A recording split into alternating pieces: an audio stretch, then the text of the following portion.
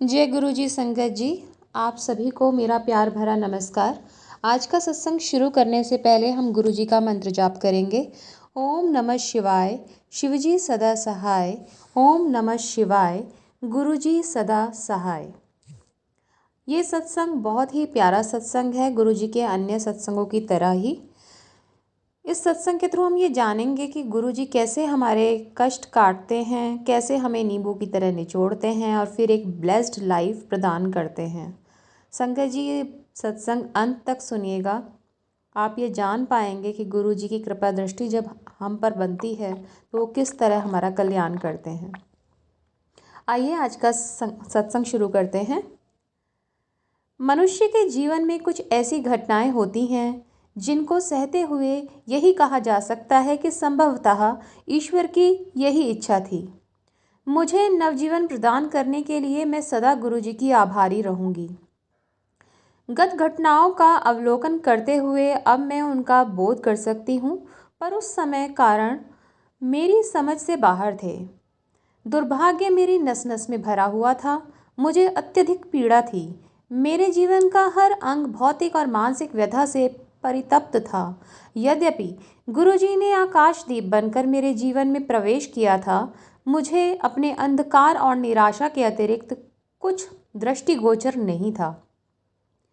Britain के Manchester शहर में जन्म लेकर मैं जन्मजात अस्थमा, विसर्प और हृदय में छिद्र जैसे रोगों से पीड़ित थी। मेरा बचपन मेरे अभिभावकों और स्वयं मेरे लिए अति कष्टदायी रहा था। तथापि स्वास्थ्य के सुकर्मों के कारण मेरी जीवन शक्ति अपराजय थी और मुझे अपने साथियों से अधिक सहन करना पड़ता था। अपने क्लेशों से के कारण मुझे बचपन में ही छोटे मोटे दुखों का सामना करना आ गया था। मुझे अपने 10 वर्ष पूरे होने की शंका थी, पर भाग्य ने साथ दिया। दूसरी ओर मेरे माता पिता सदा संदिग्ध अवस्था में रहते थे, क्योंकि हृदय रोग विशेषज्ञ ने मेरे बारे में भयभीत करने वाला चित्रण किया हुआ था। स्वस्थ और प्रसन्न रहकर जीवन के सब आनंद उठाते हुए मैंने अपनी किशोरावस्था के वर्ष बिताए। 22 वर्ष की आयु में विवाह के उपरांत मैं दिल्ली आ गई। दुर्भाग्यवश दुखों के घनघोर बादल पुनः मेरे जीवन में आ गए। हर बदलते मौसम के साथ मेरा दमा अति कष्टदायी हो जाता था।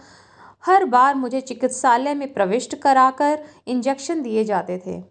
दमे से बचने के अपने सब प्रयत्न विफल होते देखकर मैं हताश हो गई। 1997 में मुझे दमे का सबसे कठोर जानलेवा आक्रमण हुआ और अंततः मैंने हार मान ली। मुझे याद है कि मैं अपने हृदय में प्रार्थना कर रही थी कि यह अंतिम हो, क्योंकि मैं और सहन नहीं कर सकती थी। उन्हीं दिनों मुझे पूर्ण शरीर पर भयंकर त्वचा रोग हो गया। बायोप्सी से पता लगा कि वह कर्कट रोग है। चूंकि इससे मेरे परिवार को आघात पहुंचता, यह समाचार मैंने उनको नहीं दिया। मेरे जीवन की समस्त आशा समाप्त हो चली थी। मेरा आगे का मार्ग बंद हो चुका था। अचानक उस अंधेरी रात्रि में गुरुजी ने अपनी दिव्य ज्योत प्रज्वलित करी। हर बार उनके पहले दर्शन की बातें याद करते हुए मुझे अपने मन में उठी सब भावनाएं याद आ जाती। सौभाग्य से उस दिन वह अकेले बैठे हुए थे जब मैं अपनी एक मित्र, जिसने उनसे मिलने का आग्रह किया था, के साथ उनके यहाँ पहुंची। उनकी उपस्थिति में मैं भाव विभोर हो गई। उस समय मुझे जीवन भर भटकते हुए शिशु की भांति लगा, जिसे अंत में अपनी माँ का आश्रय और सुरक्षा मिल गई हो।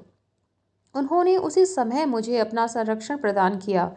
यथार्थ में मैंने पहली बार पवित्र प्रेम का अनुभव किया था।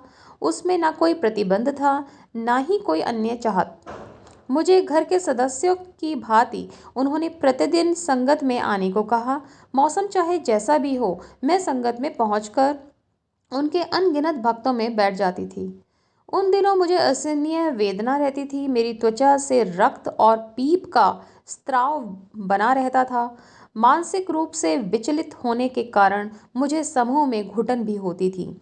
जैसे जैसे समय बीतता गया, गुरुजी ने दया कर मेरा आंतरिक परिवर्तन आरंभ कर दिया।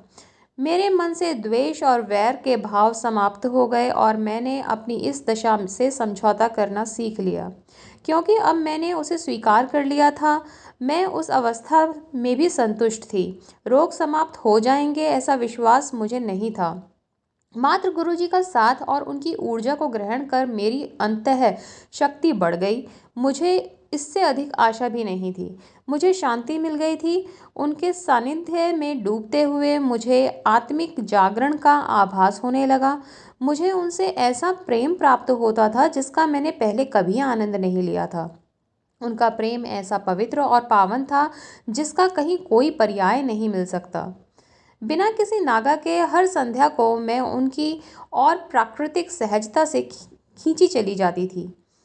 उस महत्वपूर्ण दिन उन्होंने सामने अपने पास बुलाया और पंजाबी में कहा, जिससे मैं अनभिज्ञ थी, कि उन्होंने मुझे नींबू की भांति निचोड़ दिया है और अब वह मेरा रोग दूर करेंगे।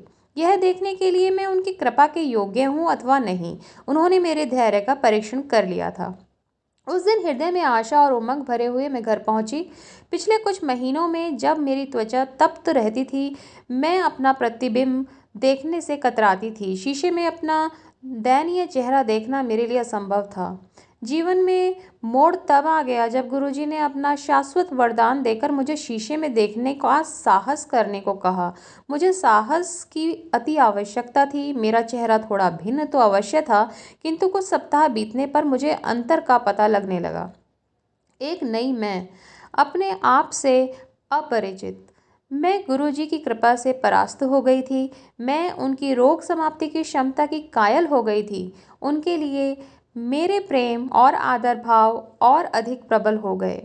मौसम बदल कर आते गए पर मुझे फिर कभी अस्थमा नहीं हुआ। मैं दिल्ली की प्रदूषित वायु में किसी भी अन्य नागरिक के समान श्वास लेती रही। गुरुजी ने मुझे नवजीवन प्रदान किया था और यह भी बताया कि उनके हस्तक्षेप के बिना मेरा और जीना असंभव था। उसी वर्ष के शुरू में मैं ज्योतिषी से भी मिली थी जिसने मेरी अल्पायु की भविष्यवाणी करी थी। मुझ में हुए परिवर्तन को शब्दों में व्यक्त करना मेरे लिए अत्यंत चुनौती भरा कार्य है। मैं इतना तो कह ही सकती हूँ कि उन्होंने मुझे केवल भौतिक ही नहीं अपितु आंतरिक रूप से भी परिवर्तित कर दिया था। एक लंबे अंतराल के पश्चात शब्दों को अभिव्यक्ति दें तो मुझे अपनी त्वचा से अपना शरीर अच्छा लगने लगा। गुरुजी यदाकदा अपने भक्तों का परीक्षण करते रहते हैं।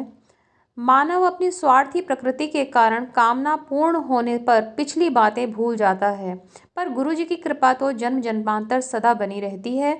यह इस संदर्भ से स्पष्ट हो जाएगा। गुरुजी ने मुझे अपने चित्र के समक्ष पर प्रतिदिन एक मोमबत्ती जलाने को कहा था। एक दिन मेरे विस्मय से आधी डिबिया समाप्त होने के बाद भी वह नहीं जली। आवेश में आकर मैं स्नानागार में चली गई। बाहर आई तो देखा कि मोमबत्ती जल रही थी। मैं चकित रह गई। उसी सांझ को गुरुजी को धन्यवाद प्रकट करने के लिए मैं उनके दर्शन के लिए गई। यद्यपि वह मेरा जाने का निर्दिष्ट दिन नहीं था, मैं जैसे ही उनके चरण स्पर्श करने के लिए झुकी, उन्होंने धीमे से अपनी दयालु आवाज़ में प्रश्न किया कि अंत में मोमबत्ती जली या नहीं। तब मुझे आभास हुआ कि मैं उनसे दूर हो रही थी। वह तो सदा मेरे साथ थे। मैं उनकी हार्दिक आभारी हूँ और हर क्षण उनकी कृतज्ञ रहकर जीवन व्यतीत करना चाहूँगी। जय गुरुजी, शुक्राना गुरुजी।